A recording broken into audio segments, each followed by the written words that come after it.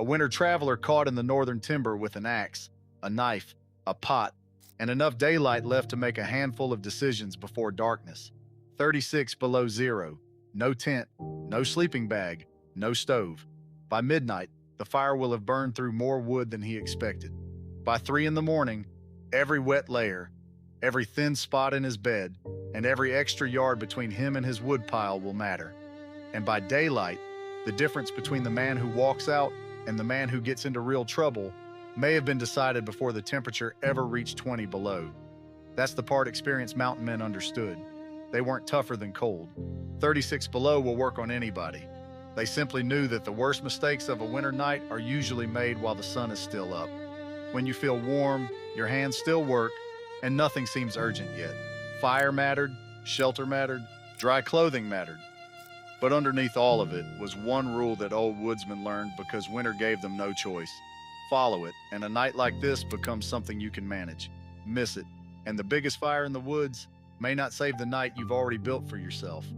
I'm going to take you through that night from the last hours of daylight to the coldest hour before morning, because there are 5 decisions that change everything once the temperature starts falling.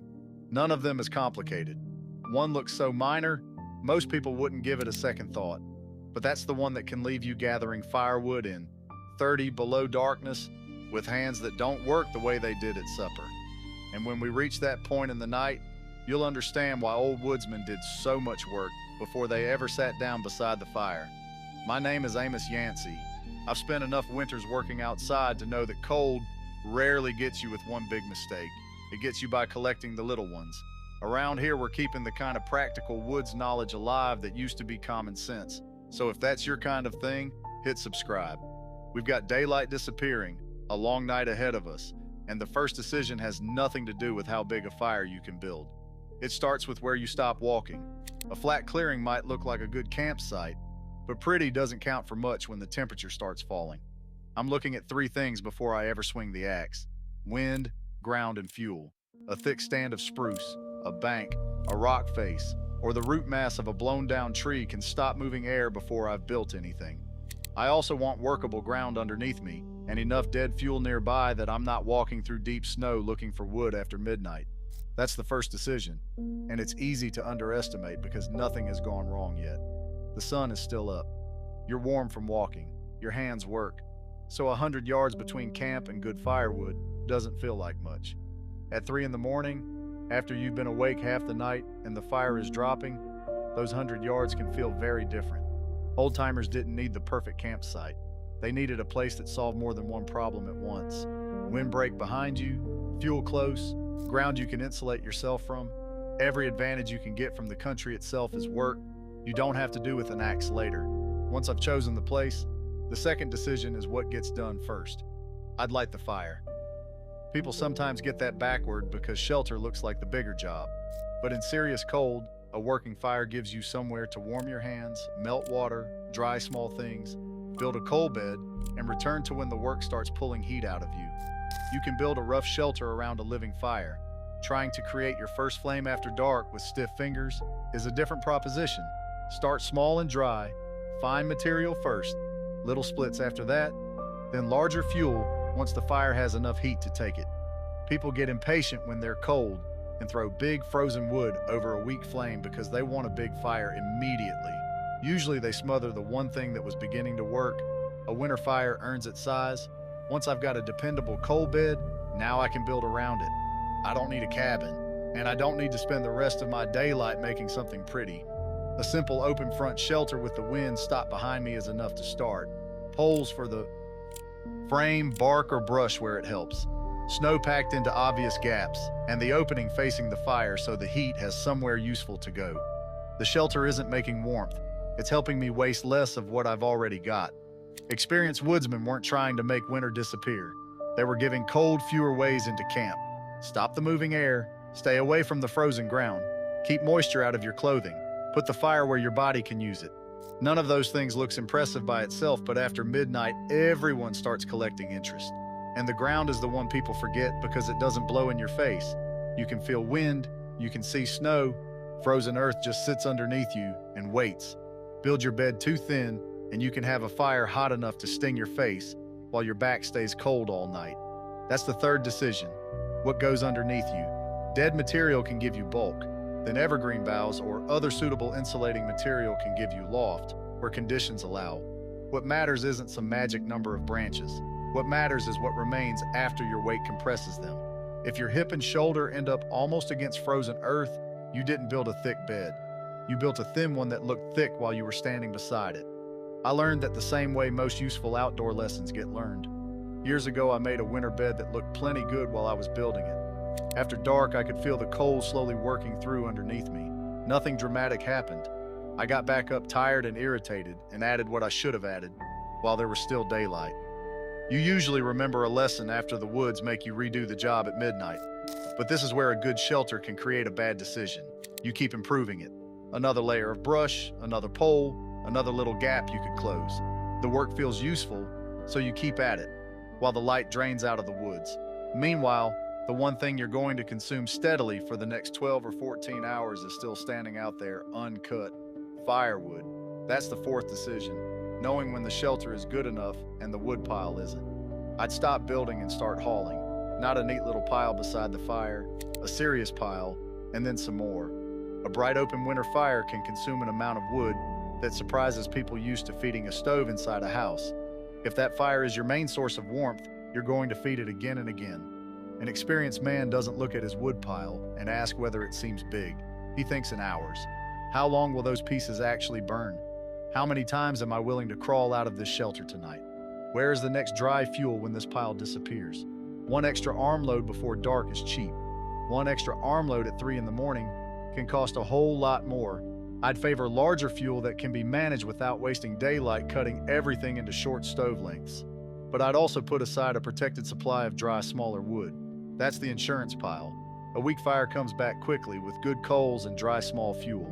A frozen round the size of your leg isn't nearly as useful when the flames are already gone. And by the time that wood is stacked, another problem has quietly been building. You're hot. You've spent hours swinging an axe, dragging timber, bending over the shelter, and carrying boughs. Your back may be damp while frost is forming on the trees 20 feet away. That doesn't feel dangerous while you're working because your body is producing plenty of heat. The trouble starts when the work stops. That's the fifth decision, and it's probably the easiest one to ignore: how wet you allow yourself to become before night. Anybody who's worked outside through enough winters learns to pay attention before clothing gets soaked. Open a layer before you start sweating hard. Slow down when you need to. When the heavy work is finished, deal with whatever moisture you can before settling beside the fire. Gloves, socks, boot liners if you have them, whatever is damp enough to matter. You don't need everything toasted hot. You need to avoid carrying unnecessary moisture into the hours when your body isn't producing the same heat. This is also when I'd get water handled. If snow is the source, melt it gradually and keep adding more as it collapses. Drink before you're thirsty enough to gulp it, and eat before you're tired enough not to care. Winter has a way of making people ignore simple things right up until those simple things become another problem. Food can stay plain.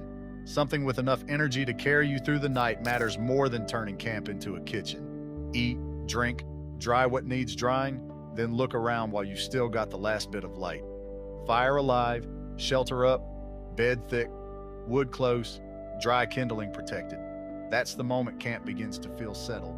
And that's when I'd get suspicious. Because a winter camp can feel almost comfortable right before darkness proves which parts you overlooked. The fire throws heat onto your face. Snow beyond the glow turns blue. Smoke rises through the spruce branches. You've got food in you and enough warmth to loosen your shoulders. You look at that big pile of wood and think the hard work is finished. It isn't. After dark, you stop producing the heat you were making while swinging an axe. The temperature keeps falling, while your activity falls with it. Wind that barely bothered you in daylight starts finding little openings around the shelter. Every time you wake up, the wood pile is smaller. And if anything you prepared badly during daylight is going to become a problem, this is when it starts introducing itself. There's another bad instinct that starts working against people here. They feel cold and move closer to the fire, then closer again. Pretty soon their face and chest are roasting while their back still feels cold, so they build the fire bigger.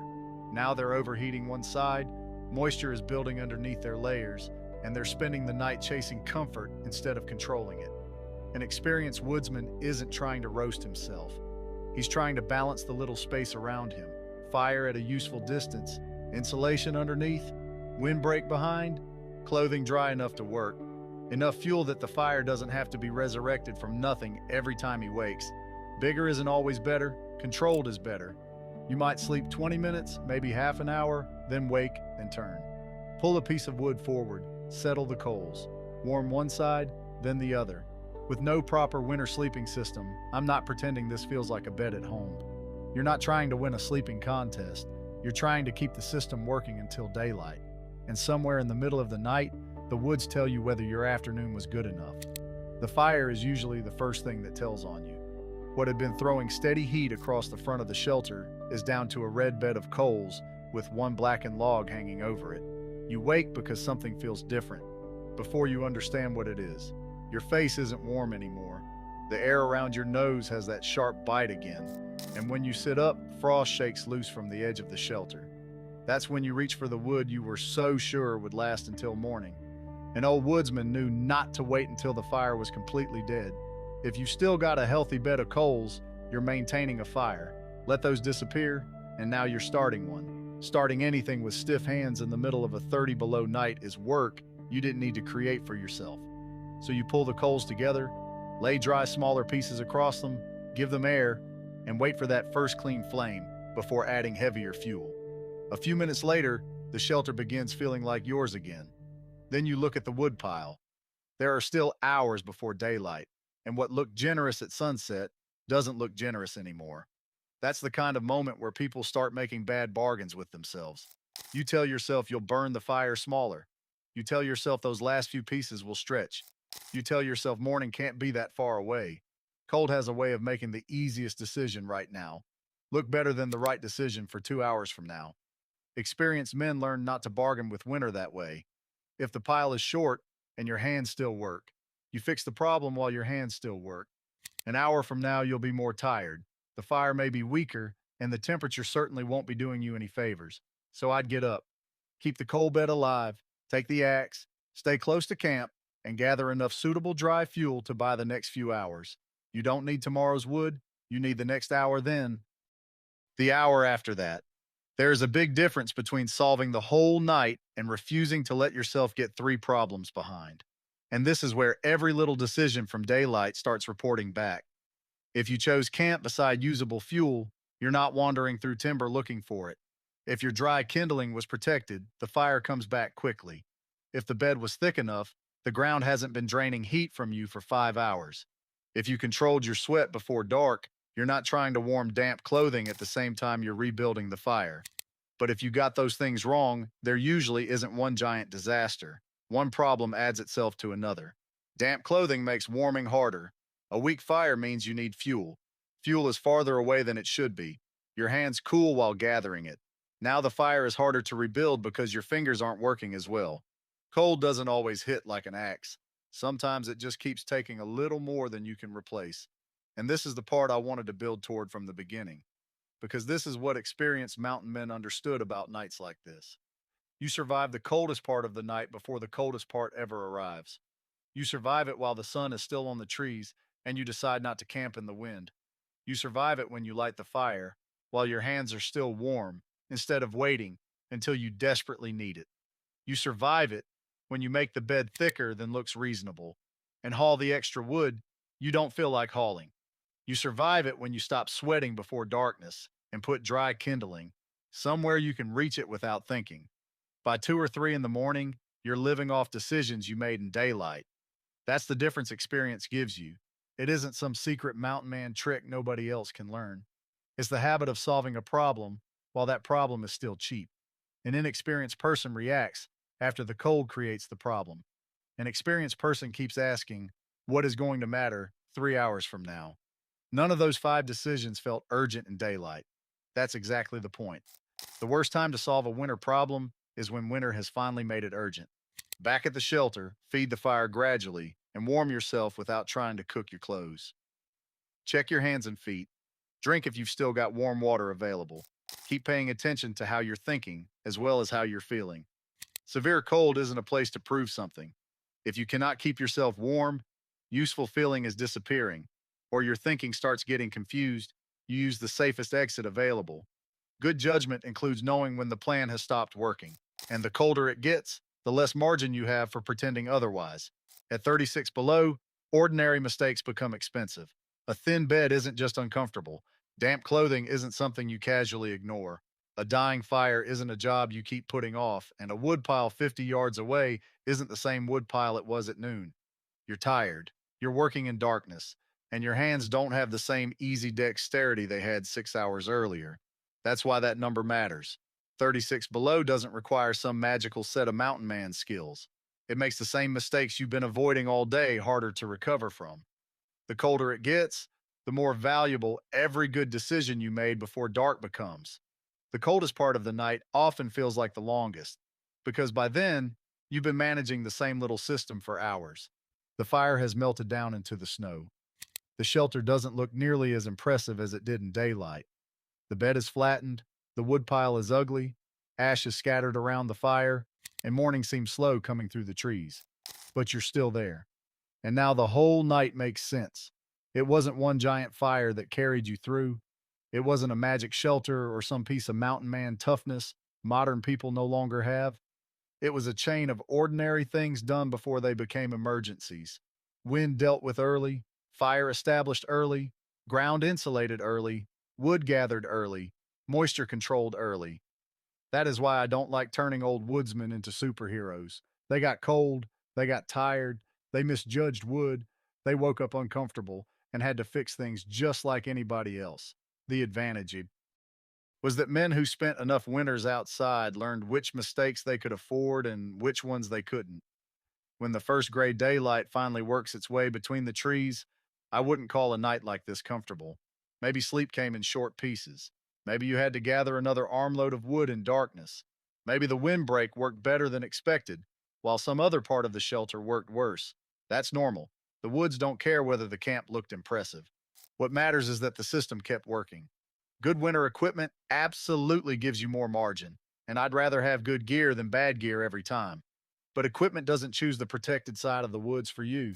It doesn't notice you're sweating too much, tell you the bed is too thin, or make you gather another pile of fuel before sunset.